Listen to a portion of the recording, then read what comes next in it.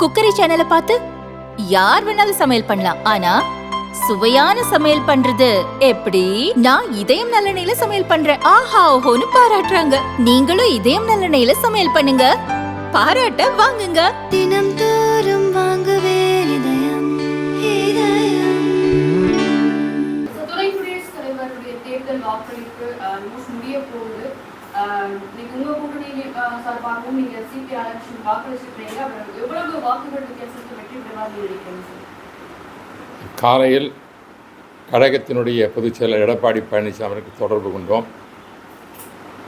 சுமார் 9 மணி அளவில் 5 நாடாளுமன்ற உறுப்பினர்களும் அவர் தொடர்ந்து பேசிய பொழுது எடப்பாடி பழனிசாமி அவர்கள் தெளிவாக எங்களுக்கு ஆணையிட்டார்கள்.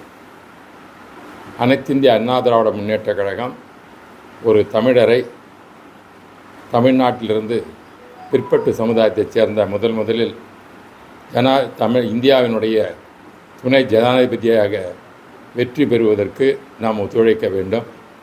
ஆகவே அனைவரும் இன்று தவறாமல் சென்று தேர்தலில் வாக்களித்து நம்முடைய தமிழகத்தினுடைய வேட்பாளராக தமிழகத்தின் சார்பாக தேர்ந்தெடுக்கப்பட்டுள்ள இந்தியன் கூட்டணி வேட்பாளரான உயர் திரு மாண்புமிகு சிபி ராதாகிருஷ்ணன் அவர்களுக்கு வாக்களிக்க வேண்டும் ஆணையிட்டார்கள்.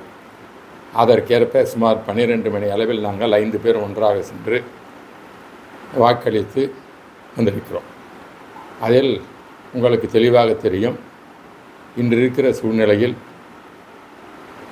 என்டிஏ கூட்டணி தான் வெற்றி பெறுவதன் உறுதியான ஒன்றாகும். அதிலும் குறிப்பாக ஒரு தமிழகத்திற்கு ஒரு பெருமை தரும் ஒரு நிகழ்வாக நடைபெற்றிருக்கிறது. திராவிட முன்னேற்றக் கழகமானது சிபி ராதாகிருஷ்ணன் அவர்களுக்கு வாக்களித்திருக்க வேண்டும். ஏனென்றால் உங்களுக்கு தெரியும், திராவிட மாடல், தமிழ் பற்று, தமிழ்நாடு என்று தமிழகத்தினுடைய திராவிட முன்னேற்ற தலைவரும் முதலமைச்சரும் ஸ்டாலின் அவர்கள் அடிக்கடி தன்னுடைய கருத்தை வெளிப்படுத்தி வருகிறார். இந்த நேரத்தில் நாம் கட்சி வேறுபாடு பார்க்காமல் நம்முடைய தமிழகத்திலிருந்து, குறிப்பாக பிற்பட்ட சமுதாயத்திலிருந்து முதலில் போட்டியிடுகின்ற ஒரு மாபெரும் பதவி, ஜனாதிபதிக்கு அடுத்துள்ள ஒரு பதவியாகும்.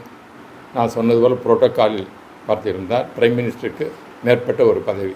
அப்படி ஒரு தமிழருக்கு பின்தங்கிய சமுதாயத்தை சேர்ந்தவர் கிடைக்கும் பொழுது நாம் அவருக்கு வாக்களிப்பது கடமையாக கருதியிருக்க வேண்டும். திராவிட முன்னேற்ற கழகம் தவறியது எங்களுக்கெல்லாம் மன வருத்தி தெரிகிறது. தமிழ் மக்களும் இதை மன்னிக்க மாட்டார்கள். தமிழ் மண்ணில் பிறந்தவர் சிபி ராதாகிருஷ்ணன், ஒரு படித்த அறிவாளி, பல பொறுப்புகளை நாடாளுமன்ற பெற்றவர். அவர்கள் சொல்லும்பொழுது ஒரு கருத்தை சொன்னார்கள், திராவிட முன்னேற்றத்தை சேர்ந்தவர், அவர் RSS இயக்கத்தை சார்ந்தவர், ஆகவே வாக்களிக்க முடியாது என்று கருத்தைத்தான் கனிமொழி அவர்களும் திருமதி கனிமொழி அவர்கள் தெளிவுபடுத்தி சொன்னார்கள். அதை தான் திராவிட முன்னேற்ற கழகமும் முன்னிறுத்தியது. இதில் ஒரு கருத்தை நான் சொல்ல விரும்புகின்றேன். அனைத்திந்திய அண்ணா திராவிட முன்னேற்ற கழகம் புரட்சித் தலைவர் அம்மா காலத்தில் 1998 பிஜேபி கூட்டணி அமைத்து, அப்பொழுது இதே ராதாகிருஷ்ணன் அவர்கள் கோயம்புத்தூரிலே அனைத்திந்திய அண்ணா திராவிட புரட்சித் தலைவர் அம்மா அவர்களுடைய உழைப்பாலும் அன்று வெற்றி பெற்றது அனைவருக்கு தெரியும். அதே நேரத்தில் நாங்கள் பிஜேபி விட்டு கூட்டணி வெளியே வந்த நேரத்தில் பாரதிய ஜனதா கட்சியின் கூட்டணி வைத்து திராவிட முன்னேற்ற கழகம் 1993 நடைபெற்ற நாடாளுமன்ற தேர்தலில் இதே சிபி ராதாகிருஷ்ணன் அவர்கள் திமுகவினுடைய ஆதரவுடன் கோயம்புத்தூரில் இன்று வெற்றி பெற்று மக்களவைக்கு தேர்ந்தெடுக்கப்பட்டார். அன்று அவர் RSS என்று நினைத்திருந்தால் இதற்காக திமுக அன்று அவர் வேட்பாளருக்கு ஆதரித்தார்கள் என்பதை சொல்ல வேண்டும். இரண்டாவது, அன்று மந்திரி சபையில் அமையும்போது வாஜ்பாயினுடைய தலைமையிலே ஆட்சி அமைக்கப்பட்டது. வாஜ்பாய் அவர்களும் RSS சேர்ந்தவர், அத்வானி அவர்கள் RSS சேர்ந்தவர், முரளி மனோகர் RSS சேர்ந்தவர், சிபி ராதாகிருஷ்ணன் ஆர்எஸ்எஸ் சேர்ந்தவர் தான், அன்று நாடாளுமன்ற உறுப்பினராக இருந்தார். அந்த கூட்டணியில் அவருக்கு அன்று ஆதரவளித்து விட்டு இன்று அவர் ஆர்எஸ்எஸ் சேர்ந்தவர், அதற்காக வாக்களிக்க மாட்டோம் என்று ஒரு தவறான கருத்தை தமிழக மக்களிடம் பரப்புவது மைனாரிட்டியினுடைய வாக்களை பெறுவதற்காக ஒன்று அவர் செய்ததாகும். ஆகவே தமிழக மக்கள் இதை ஏற்றுக்கொள்ள மாட்டார்கள். திராவிட முன்னேற்ற கழகம் இரட்டை வேடமாக கொண்டிருப்பது ஏற்புடையதல்ல. அவர்கள் பெருமை பெற்றிருக்க வேண்டும். இப்போ கொங்கு பகுதியைச் சார்ந்தவர் கொங்கு மண்டலத்திலே கோல் வச்சுவதற்காக இப்போது திராவிட முன்னேற்ற கழகம் பல்வேறு யுக்திகளை கையாண்டு வருவது உங்களுக்கு தெரியும்.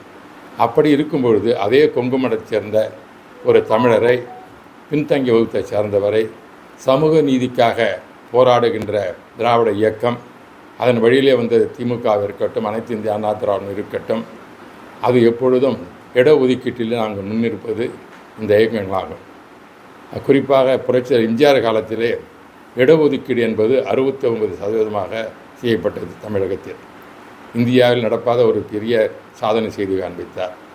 அதற்கு சட்டப்பூர்வமாக புரட்சித் தலைவி அம்மா அவர்கள் 9வது பட்டியலில் சேர்ப்பதற்காக நாடாளுமன்றத்திலே அது நிறைவேற்றப்பட்டு சமூக நீதி காட்ட வீராங்கனை என்ற பட்டத்தை யாரால் தரப்பட்டது?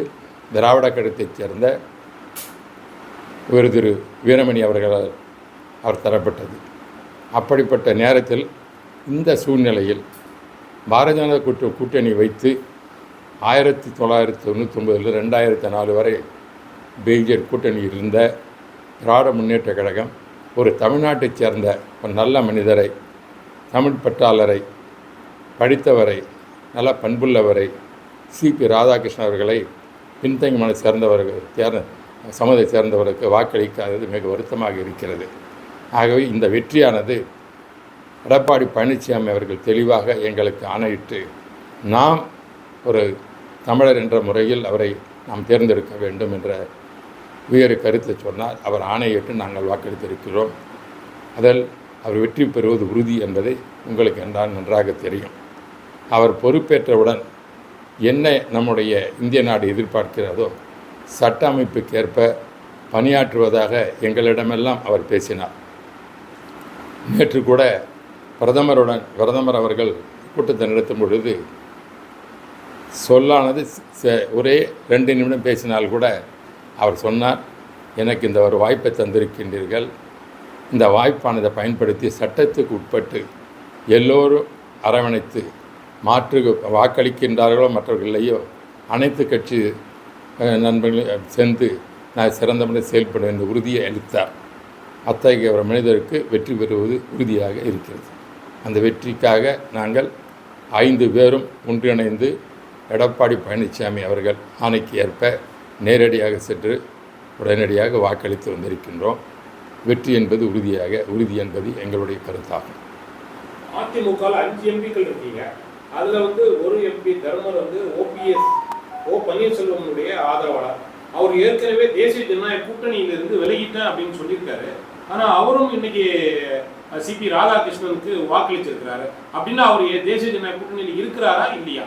அவர் அதிமுகவில் இருக்கிறாருங்க. அவர் அதிமுகவினுடைய உறுப்பினர். அவர் அதிமுக உறுப்பினர் இல்லைன்னு சொல்லட்டும், பார்க்கலாம். ஓபிஎஸ் அதிமுகவில் இருக்காரா இல்லையா? ஓபிஎஸ்ன்றத வேற. இப்பொழுது அவர் எடப்பாடி பழனிசாமி தலைமையில் உள்ள அனைத்திந்திய அண்ணா திராவிட முன்னேற்ற கழகத்தின் உறுப்பினர். அனைத்திந்திய அண்ணா திராவிட முன்னேற்ற கழகம் என்றால் கழகத்தினுடைய பொதுச் செயலாளர் எடப்பாடி பழனிசாமி தலைமையில் இருப்பதால் அனைத்திந்திய அண்ணா திராவிட முன்னேற்ற கழகம். தர்மரும் மேலே உறுப்பினரான தர்மரும் அனைத்திந்திய அண்ணா திராவிட அங்கம் வைக்கின்றார். அதில் தான் எங்களுடன் இருக்கிறார். நான் குழு தலைவராக இருக்கின்றேன். அந்த குழு தலைவர் என்னுடைய வேண்டுகோளுக்கு ஏற்ப அனைத்து கூட்டம் கலந்து கொள்கின்றார். இந்த வாக்களிப்பதில் கூட நான் கேட்டபோது உடனடி எங்களுடன் தான் வாக்களித்தார்படி தனியாக சென்று வாக்களிக்கவில்லை. குடியரசுத் தலைவர் அப்படின்றவர் மாநிலங்களவையினுடைய தலைவராகவும் இருக்கிறார். ஏற்கனவே நீங்கள் சொன்னீங்க அவர் சட்டத்துக்கு உட்பட்டு நடப்பேன் அப்படின்னு சொல்லிட்டு நேற்றுக்கு கூட்டத்தில் உறுதியளித்தார் சிபி ராதாகிருஷ்ணன் அப்படின்னு சொன்னீங்க. ஆனால் தொடர்ந்து பல பாஜக ஆட்சிக்கு வந்ததுக்கு பிறகு மாநிலங்களவையில் வைக்கிற ஒரு குற்றச்சாட்டு, எதிர்க்கட்சிகளுடைய குற்றச்சாட்டு, மாநிலங்களவை தலைவர் ஒருபட்சமாக செயல்படுகிறார், எதிர்க்கட்சிகளுடைய எம்பிக்களுடைய கருத்துக்களை கேட்பதில்லை, அவர்களுக்கு பேசுவதற்கு வாய்ப்பு கொடுப்பதில்லை அப்படின்ற ஒரு குற்றச்சாட்டை தொடர்ந்து கடந்த 10-12 ஆண்டுகளாக தொடர்ந்து முன்வைக்கிறாங்க. இதை நம்ம தமிழகத்தைச் சேர்ந்த ஒருவர் எப்படி சமாளிக்க போகிறார், அவர் எப்படி நடந்து கொள்ள வேண்டும் அப்படின்றதை தம்பிதுரை எதிர்பார்க்கிறார். தம்பிதுரை எந்த நாட்டை சேர்ந்தவர்? தமிழ்நாட்டை சேர்ந்தவர் தானே. தமிழ்நாட்டை சேர்ந்த தம்பிதுரை தானே அனைத்து இந்திய அண்ணா திராவிட சார்பாக 2 முறை நாடாளுமன்ற துணை சபாநாயகராக பணியாற்றினேன், மக்களவையில் பணியாற்றியிருக்கிறேன். சொல்லப்போனாக்க 2009 திருமதி மீரா குமார் அவர்கள் சபாநாயகர் இருக்கும் பொழுது அவர் என்னிடம்தான் அவையை 5 ஆண்டு காலமாக முழுமையாக தந்து விடுவார். சுமார் 15 ஆண்டு காலமாக அனைத்திந்திய அண்ணா திராவிடம் சேர்ந்த தம்பிதுரை என்கின்ற நான் 15 ஆண்டுகளை மக்களவையை சிறப்பாக நடத்தியிருக்கின்றேன். அதில் எந்த குற்றச்சாட்டாக வந்திருக்கிறதா, ஒருதளமாக செயல்பட்டு என்று இருக்கிறதா? அதே நேரத்தில் ஒரு சபாநாயகர் நடுநிலையம் செயல்பட வேண்டும், அவையை நடத்த தலைமை செயல்பட வேண்டும். அது எந்த கட்சியை சார்ந்திருந்தாலும் ஒன்று. அதே நேரத்தில் அரசனுடைய அலுவல்களை அரசுக்கு செயல் முடிவதற்கு ஒத்துழைப்பும் தர வேண்டும். அது எதாக இருந்தாலும் சரி. இப்பொழுது கூட பார்த்தீங்கன்னா திராவிட முன்னேற்ற கழகத்தை சேர்ந்தவர்கள் கூட ராஜ்யசபாவில் இருக்கட்டும், மக்களவையில் இருக்கட்டும், பேனல் சேர்மனாக இருக்கிறாங்க. வில்சன் இருக்கிறார், இங்கே அங்கே ராஜா இருக்கிறார். அவர் அரசுக்கு எதிரான ஏதான முடிவு எடுக்கிறாரா? அரசுக்கு சார்பாக தான் அவையை நடத்துகிறாரு. அதில் எதிர்கட்சிகளுக்கெல்லாம் சாதகமான அவருக்கு குரல் கொடுக்கும் பொழுது ராஜாவாக இருக்கட்டும், வில்சனாக இருக்கட்டும், திமுக சேர்ந்தவர் உடனே அரசுக்கு எதிராகவோ இல்லை எதிர்கட்சிகளுக்கு ஆதரவாக செயல்படுவதில்லையே. ஆகவே ஒரு அவையை நடத்துகின்ற சபாநாயகர் இருக்கட்டும், அது மாநில அவைகளாக இருந்தாலும் சரியே, மக்களவையாக இருந்தாலும் சரியே, அதில் நடத்துகின்ற ஒரு ப்ரிசைடிங் ஆஃபீஸர் நடத்துபவர் கட்சிக்கு அப்பாற்பட்டு செயல்படுவது முறை செயல்படுவார்கள். அதே நேரத்தில் அரசினுடைய அலுவல்களை முடிப்பதற்கு ஒத்துழைப்பது அவர்களுடைய கடமையாகும். ஏன்னா இது ஜனநாயக நாடு. ஒரு தேர்ந்தெடுக்கப்பட்ட அரசானது கொண்டு வருகின்ற சட்டங்களை செய்யும் பொழுது அது சபாநாயகர் குறுக்கிட்டு தடுப்பதற்கு உரிமை கிடையாது. உங்களுக்கு தெரியும், தமிழகத்தில் நடப்பது என்று உங்களுக்கே தெரியும். அங்கு பல நிறைவேற்றப்பட்ட தீர்மானங்கள் எல்லாம் செயல்படாமல் இருப்பதாக திராவிட முன்னேற்ற கழகத்துடைய அரசானது ஸ்டாலின் அவர்கள் மீண்டும் மீண்டும் சொல்லி வருகிறார். ஆகவே அரசனுடைய அலுவல்களை தடுப்பது சபாநாயகருடைய கடமை கிடையாது, அதை ஒத்துழைப்பது தான் அவர்கள் கடமை. என்னுடைய 15 ஆண்டு காலம் உடைய அனுபவத்தில் நான் 5 முறை மக்களவை உறுப்பினராக இருந்திருக்கின்றேன், மத்திய அமைச்சராக இருந்திருக்கின்றேன். நான் அப்பொழுது 15 ஆண்டுகள் சபையை நடத்தியிருக்கின்றேன். அப்பொழுது இந்த குற்றச்சாட்டு எழவில்லை. இருந்தால் எனக்கு தெரியவில்லை, நீங்கள் தான் சொல்லணும். அப்படியே தான் செயல்படுறேன். நான் என் மேலே எதிர்ப்பு தெரிவித்து அதே போல் அவர் எல்லாரையும் அரவணைத்து எல்லாருக்கும் பேசுறதுக்கு வாய்ப்பு கொடுக்க வேண்டும் அப்படின்னு நீங்க அவரை சந்திக்கும் போது இல்லைங்க, அவர் உங்களுக்கு ஏதோ ஒரு உறுதிமொழி அளித்ததா சொன்னீங்க. தமிழர்களோட ஒரு பண்பு உங்களுக்கு தெரியும். தமிழருடைய பண்பு எல்லோரும் அணைவருப்பது, எல்லோரும் நேசிப்பது, யாதும் ஊரே யாவரும் கேளீர் என்ற கொள்கையுடன் செயல்படுவதும் தமிழர்களுடைய தமிழ் இனத்தினுடைய கொள்கை. ஆகவே தமிழன் என்ற முறையில் நான் எப்படி செயல்பட்டோனோ அதுபோல் அதே தமிழராக வருகின்ற ராதாகிருஷ்ணன் அவர்களும் சட்டத்துக்கு உட்பட்டு எதிர்கட்சி அரவணைத்து ஆளுங்கட்சிக்கும் அதே மாதிரி எந்த குந்தமும் ஏற்படாமல் செயல்படுவார் என்பது உறுதியாக சொன்னார். அது உறுதி செயல்படுத்துவார் நம்பிக்கை எனக்கு இருக்கிறது. அதை மக்களும் நம்புவார்கள் என்று எதிர்பார்க்கின்றனர். அதற்காகத்தான் அனைவரும் அவருக்கு அதிகமாக வாக்களித்து வெற்றி பெறுவதற்கு வாய்ப்பான உருவாகி இருக்கிறது. போன வெள்ளிக்கிழமையிலிருந்து அதிமுக அவள் ஒரு பெரிய செய்தியாகவே தொடர்ந்து வெளிவந்திருக்கு. செங்கோட்டையன் ஒரு செய்தியாளர் சந்திப்பில் ஒரு பூதாகரமான ஒரு செய்தியை வெளியிட்டார். அதை தொடர்ந்து நேற்றைக்கு அமித்ஷா அழைப்புதல் பேரில் நேற்றைக்கு டெல்லி அவரை சந்திச்சுட்டு போயிருக்கிறாரு. இதை நீங்க எப்படி பாக்குறீங்க? ஒரு கட்சியில இருந்து பொறுப்புல இருந்து நீக்கப்பட்ட ஒரு முன்னணி தலைவராக இருந்தவர் செங்கோட்டையன். பாஜகவினோட முன்னணி தலைவராகவும் உள்துறை அமைச்சராகவும் அமித்ஷா இருக்கிறாரு. அவர் அழைத்து பேசியிருக்கிறாரு. எப்படி பாக்குறீங்க சார்? அதுல மட்டும் பார்த்ததுக்கு அப்புறமா அதிமுகவிலிருந்து வெளியேறிய தலைவர்கள், பிரிந்து சென்ற தலைவர்களை ஒன்றிணைக்கணும்னு அமித்ஷா கிட்ட கோரிக்கை வச்சிருக்கேன் அப்படின்ற ஒரு பேட்டியையும் செங்கோட்டையன் கொடுத்திருக்கிறார். இப்போ சற்று நேரத்துக்கு இந்த பேட்டி எனக்கு தெரியாதுங்க. நீங்கள் முதல்ல இப்போ தான் சொல்கிறீங்க. என்னை பொறுத்தவரையில் அனைத்து இந்திய அண்ணா திராவிட முன்னேற்ற கழகமானது ஒரு ஜனநாயக கட்சியாகும். எடப்பாடி பழனிசாமி அவர்கள் இயக்கத்தை வலிமைப்படுத்துவதற்காகவும் மக்களுடைய இன்றைய சூழ்நிலை, தமிழகத்தினுடைய சூழ்நிலையானது ஒரு மாற்று அரசியல் வேண்டும், மாற்று அரசு வேண்டும் என்று விரும்புகின்ற நேரத்தில் அதை செயல்படுத்துவதற்காக திராவிட இயக்கத்தினுடைய கொள்கையை முன்னிறுத்தி தமிழகத்தில் அனைத்திந்திய அண்ணா திராவிட முன்னேற்ற கழகம்தான் ஆட்சி நடத்தும் என்று தெளிவாக தெளிவுபடுத்தியிருக்கிறார். அந்த தெளிவுபடுத்திய அடிப்படையில் அவர் தன்னை இப்பொழுது அரசியல் சுற்றுப்பயணம் மேற்கொண்டிருக்கிறார், சூறாவளி சுற்றுப்பயணம். அதில் மக்களுடைய எழுச்சியை பார்க்கும் பொழுது அனைத்திந்திய அண்ணா திராவிட முன்னேற்ற கழகம் மீண்டும் ஆட்சிக்கு வருவது உறுதி. அது எடப்பாடி பழனிசாமி அவர்கள் தமிழகத்தின் முதல்வராக மீண்டும் பொறுப்பேற்பதற்கு மக்கள் உறுதியளித்திருக்கிறார்கள். அந்த உறுதியானது செயல்பட்டு வருகிறது. ஆகவே மற்ற கட்சிகள் இதில் இப்படி இருக்கின்றன, அப்படி இருக்கின்றன, மற்றவர்கள் அப்படி செயல்படுவார்கள் என்பதெல்லாம் தேவையற்ற ஒரு கேள்வி. அனைத்திந்திய அண்ணா திராவிடம் ஒன்றுபட்ட இயக்கமாக இப்பொழுது எடப்பாடி பழனிசாமி தலைமையிலே இருக்கிறது. அதுதான் உண்மையான அனைத்து இந்திய அண்ணா திராவிட முன்னேற்ற கழகம். இதிலே உங்களுக்கு தெரியும், ஒரு கட்டுப்பாடு எந்த ஒரு கட்சியிலும், அது திமுகவாக இருக்கட்டும், அண்ணா திமுகவாக இருக்கட்டும், மற்ற கட்சியும் கட்டுப்பாடு என்பது தேவை. அந்த கட்டுப்பாட்டை, இந்த கடமை கட்டுப்பாடு என்று அண்ணா சொன்னாரே, அந்த கட்டுப்பாட்டுடன் இயங்குவது தான் இப்போது அனைத்து இந்திய அண்ணா திராவிட முன்னேற்ற கழகம். அதை வழிநடத்துபவர், சிறப்பாக வழிநடத்துபவர் பழனிசாமி அவர்கள். ஆகவே அவருடைய தலைமையை ஏற்று நாங்கள் எல்லாம் செயல்பட்டு கொண்டிருக்கிறோம். மற்றவர்கள் எப்படி செயல்படுகிற எங்களுக்கு அதை பற்றி கவலை இல்லை.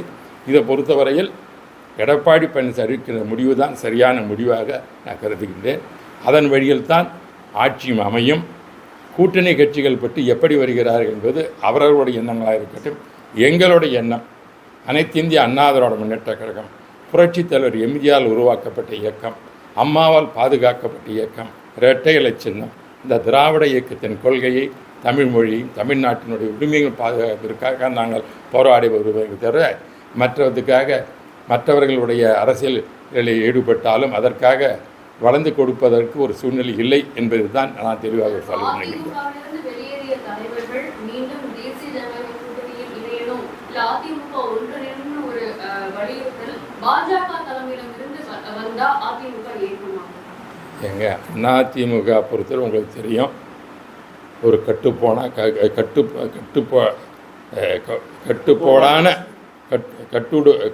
கட்டமைத்தான் இருக்கின்ற ஒரு மாபெரும் இயக்கம்.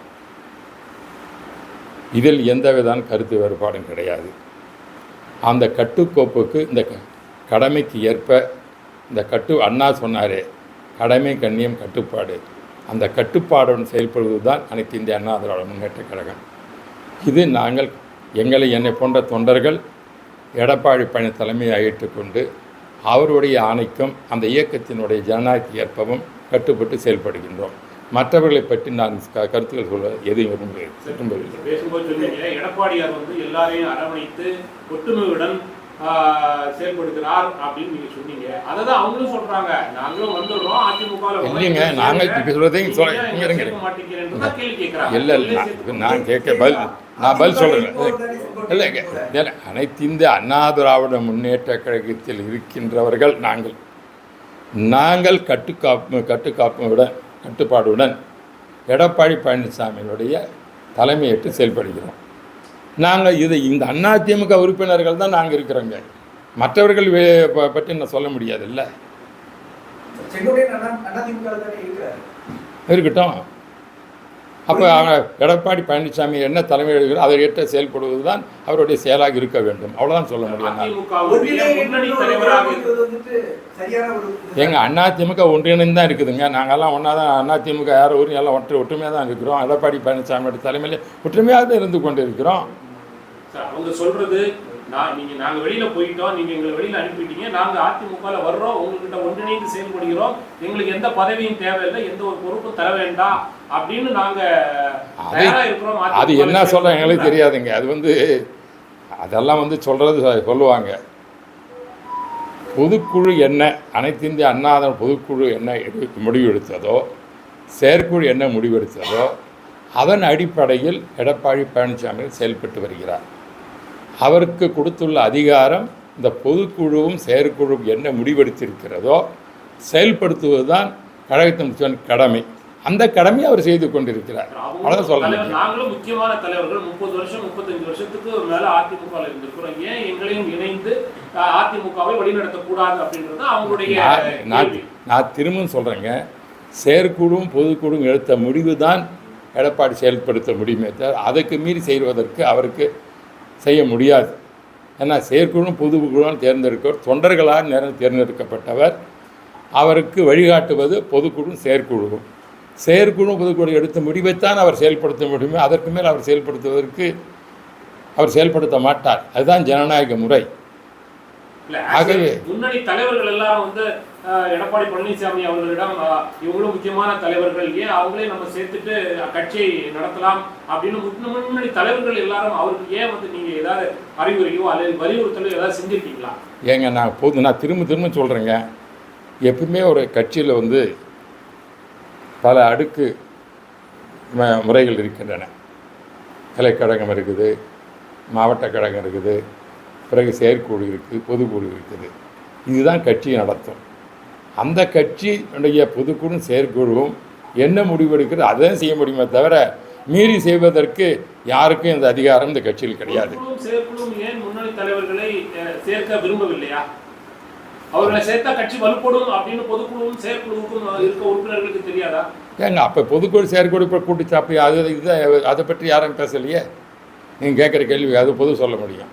பொதுக்குழு செயற்குழுவில் இதை பற்றி யாரும் விவாதிக்கவில்லையே, யாரும் அந்த கருத்தை வெளிப்படுத்தவில்லையே. அதில் எடப்பாடி என்ன செய்வார்? அவர் கையில் என்ன இருக்குது? அதனால் இது பொதுக்குழு செயற்குழு முடிவு அதுதான். அதில் இப்போ கூட பொதுக்குழு நடந்தது, சமீபத்தில் நடந்து முடிந்ததில்ல. அதில் இந்த பிரச்சனையை எழவில்லையே. எழாத பிரச்சனையை பற்றி பேசுவதற்கு எங்களுக்கு என்ன அதிகாரம் இருக்கிறது? ஆகவே நாங்கள் அதற்கு கட்டுப்பட்டு தான் செயல்படுத்த முடியும். எங்களுக்கு அதற்கு மேலே அதிகாரம் இருப்பது எனக்கு தெரியவில்லை. எடப்பாடி பழனிசாமிகளும் அவர் அவர் ஜனநாயகவாதி, தொண்டர்களால் தேர்ந்தெடுக்கப்பட்டால் தொண்டர்கள் மூலமாக செயல்படுகின்ற பொதுக்குழு செயற்குழு மதிப்பளிப்பவர். அதன்படி அவர் செயல்படுகிறார். அதுதான் சொல்ல முடியும். அதற்கு நீக்கப்பட்ட முன்னணி தலைவர்கள் எல்லாம் பாஜகவினுடைய மூத்த தலைவர்கள் அமித்ஷாவும் சந்தித்து பேசுவது இல்லை அழைத்து பேசுவது சரியா சார்? சார் அவங்க அழைச்சாங்களா எங்களுக்கு தெரியாதுங்க. எங்களுக்கு என்ன தெரியும்? அவங்க அழைச்சாங்க நேரம் எதையான பேப்பர் எங்களுக்கு எங்களுக்கு தெரிஞ்ச இன்ஃபர்மேஷன் வரல. உங்களுக்கு ஏதாவது மீடியாவில் என்ன இன்ஃபர்மேஷன் எங்களுக்கு தெரியாது. அது எனக்கு தெரியாது. எனக்கு தெரியாத ஒரு கருத்தை நான் இங்கே சொல்ல விரும்பவில்லை. எனக்கு இது மாதிரி அழைத்தாங்கன்னு சொல்லி அமித்ஷா அவர்கள் என்கிட்ட சொல்லலை. பிறகு என் தலைவர்கள் எல்லாம் இப்போ நீங்கள் சொன்ன மாதிரி நான் கூட இன்றைக்கி அமித்ஷா பார்த்தேன், ஓட்டு போடும்போது பார்த்தேன். அப்போ சொன்னேன் இது மாதிரி எதாவது சொன்னார். என்கிட்ட சொல்லலையே அவர் இது மாதிரி அழைச்சேன் செஞ்சேன்னு ஒரு கருத்து என்கிட்ட சொல்லலையே. நானும் அவரை கேட்கலையே. அது தேவையில்லை. அது அவங்க கட்சியினுடைய இது. எங்கள் கட்சியினுடைய கருத்து எங்களுக்கு சொல்லுகிறோம். அந்த மற்ற கட்சிகள் செயல்படுவது எப்படி எங்களுக்கு தெரியாது. அது அதனுடைய அப்படி ஏதாவது இருந்தால் எங்களோட பொதுக்குழு செயற்குழுவும் என்ன முடிவெடுக்குமோ அதைப்படி எடப்பாடி பழனிசாமி செயல்படுவார். அவ்வளோதான் சொல்ல முடியும். கட்சியில் தான் இன்னும் இருக்காரு, செங்கோட்டையன் இருக்காரு. அவருடைய பொறுப்புகள்ல தான் நீக்கிருக்கீங்க. ஒரு கட்சியில் உள்ள ஒரு முன்னணி தலைவரையே அவர் கூப்பிட்டு பேசுறது தான் எல்லாருக்கும் ஒரு கேள்வியா இருக்கு. நாங்கள் சொல்றது என்னன்னா அப்படி கட்டுப்பாடு பாஜக அவருடைய சொல்படிதான் நடந்துக்கிறதா அப்படின்ற ஒரு கேள்வி வருது. அதனாலதான் கேட்கணும். நான் கேட்குற ஒரே பதிலுங்க, கட்சியினுடைய கட்டுப்பாடுன்னு ஒன்று இருக்குது இல்லை. எந்த கட்சியாக இருக்கட்டும், அந்த இன்னைக்கு தன்கர் அவர்கள் பதவி இழந்தாருன்னு எதற்காக காரணம் உங்களுக்கு நன்றாக தெரியும். அதுபோல் ஒரு கட்சியில் இருக்கும் பொழுது எவராரும் ஜனநாயக நாட்டிலே அந்த கட்சிக்கு கட்டுப்பட்டு செயல்படுவது தான் அவர்கள் கடமையாக இருக்க வேண்டும். அந்த கட்டுப்பாடு தான் எங்களுக்கு புரட்சித் தலைவர் அண்ணா அவர்களும் அம்மா அவர்களும் எங்களுக்கு தந்த பாடம். அந்த பாடத்தின் அடிப்படையில் தான் நாங்கள் செயல்படுகிறோம்.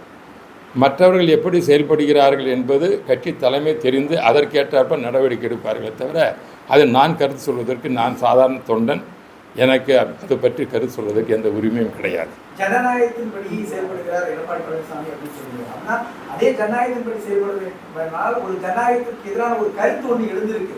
கூப்பிட்டு பேசாமல் இருக்கிறாரு இதுவரைக்கும். இல்லைங்க நீங்கள் பதில் சொல்லிட்டீங்களா? என்ன பதில் சொல்லுங்க.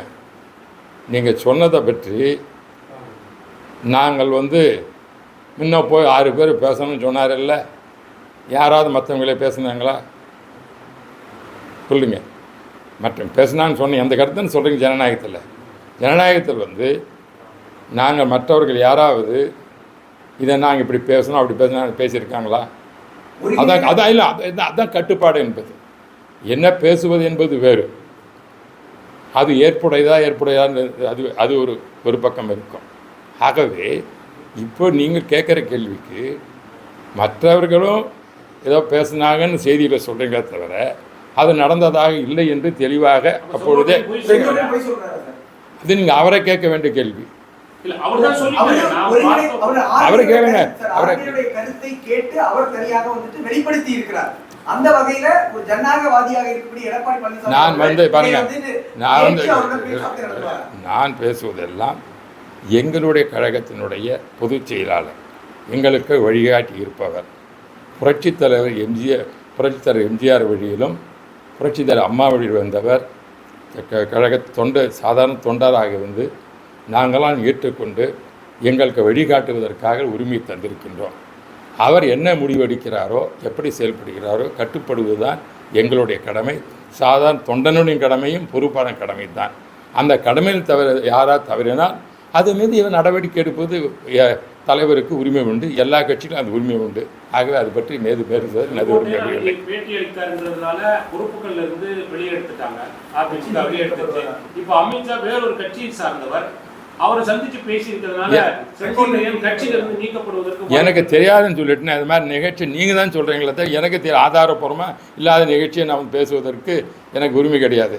யார் என்ன நடந்ததோ எனக்கு தெரியாது. எந்த ஆதாரமும் எனக்கு அது கிடைக்க எனக்கு தெரியவில்லை. ஆகவே அதையெல்லாம் இருக்கும் பொழுது நான் அதற்கு பதில் சொல்ல தயாராக. கடைசியாக ஒரு கேள்வி, நீங்கள் எம்ஜிஆர் காலத்திலிருந்தே இந்த கட்சியில் இருக்கீங்க, 30-35 வருஷத்துக்கு மேல இருக்கீங்க. அண்ணா காலத்துல இருக்கிறேங்க. எடப்பாடி பழனிசாமி அவர்களிடம் தம்பிதுரை எல்லாரையும் அரவணைத்து எல்லாரையும் கூப்பிடுங்க, நம்ம எல்லாரும் ஒன்றிணைந்து கட்சியை பலப்படுத்துவோம், ஆட்சி பிடிக்க முடியும் நம்மளால, அப்படி இருந்தாதான் ஓட்டுகள் பிரியாது அப்படின்னு ஒரு அவருக்கு ஒரு அறிவுரை தம்பிதுரை சொல்லக்கூடாது? ஒரு மூத்த கட்சியின் உறுப்பினராகவோ அல்லது தலைவராக இருக்கும் நீங்க, கட்சி என்பது கட்டுக்கோப்பாக இருக்க வேண்டியது ஒரு முக்கியம். அந்த கட்டுக்கோப்பாடு இருக்கும் பொழுது அதன்படி செயல்படுவது எல்லோருடைய கடமை. தம்பிதுரையாக இருக்கட்டும், நான் சீனியர் ஜூனியர்லாம் கட்சியிலெல்லாம் சீனியர் ஜூனியர்லாம் கிடையாது. அரசியலில் அப்படி பார்த்தீங்கன்னா நான் ஒன்றும் பார்க்க முடியாது. சீனியர் ஜூனியர் என்ன இருக்குது இதெல்லாம் பார்க்க முடியுமா? எந்த கட்சியிலும் பாருங்கள், தலைமை யார் பொறுப்பேற்கிறார்களோ அவர்களுக்கு கட்டுப்பட்டு செயல்படுவது தான் தொண்டர்களுடைய கடமை. ஆகவே நான் ஒரு அரசியல் பல வருடங்களாக இருந்தாலும் என்னுடைய தலைவர், என்னுடைய பொதுச் செயலாளர் அவர் என்ன சொல்கிறாரோ அதன்படி செயல்படுவது தான் என்னுடைய கடமையை தவிர அவர் எங்களோடும் ஆலோசனை நடத்துகின்றார் இல்லை என்று சொல்லவில்லை. அதற்காக அவரை தன்னிச்சையாக எந்த முடிவும் எடுப்பதில்லை. அவர் இதுவரையில் இது போன்ற நிகழ்வுகள், நீங்கள் சொன்ன நிகழ்வுகள் எல்லாம் இதுவரை எங்களுக்கு என்னை பேசும்பொழுதோ வந்ததாக எனக்கு தெரியவில்லை. ஆகவே தெரியாத ஒன்றை நான் பேசுவதற்கு நான் எதுவும் விரும்பவில்லை.